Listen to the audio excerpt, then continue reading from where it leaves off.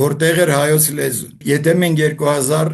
տարի ինչ որ տեղ դուրս գալով հնդեվրոպական նախահայրենիքից ինչ որ տեղ ապրել ենք, դա նշանակում է այնտեղ պիտի լինեն մեր հնագիտական հետքերը։ Թեկուզ լինի ամենամոտ տարածքը Բալկաններն են, հիմա Բալկաններից մինչև հայկական լեռնաշխարհ 2000 տարի մենք որտեղ էինք, որտեղ է այն հնագիտական նյութը, որ հիմնավորում է, որ մենք անցել ենք այս ճանապարհը հետքեր թողնելու։ Չկան նման նյութեր, չկա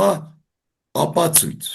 որ իսկապես մենք գաղթել եկել ենք հայկական լեռնաշխարհ, բայց կա հակառակ ապացույց։ Իսկ հակառակ ապացույցը նա է, որ հայերեն բառերը մենք տեսնում ենք երրորդ հազարամյակի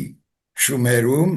եւ երրորդ հազարամյակի Եգիպտոսում։ Ընդ որում այնպիսի բառեր, որ լեզվաբանները համարում են հնդեվրոպական ծագման։ Ինչպես դա համաձայնեցնել այդ իրենց տեսություններին։ Անշուշտ համաձայնեցնելու այստեղ ոչ մի եզր չկա։ Եթե 3000 թվին 5000 տարի առաջ հայերեն արդեն առանձնացել էր, ապա 5000 տարուց առաջ այդ հայերենը արդեն կար միջագետքում, կար Նեղոսի հովտում։ Մի ուրիշ բան էլ կա, ասենք, հարյուրավոր բառեր լեզվաբանները դնում են փոխառությունից պահլավերենից, միջին պարսկերենից, որը գոյություն է ունեցել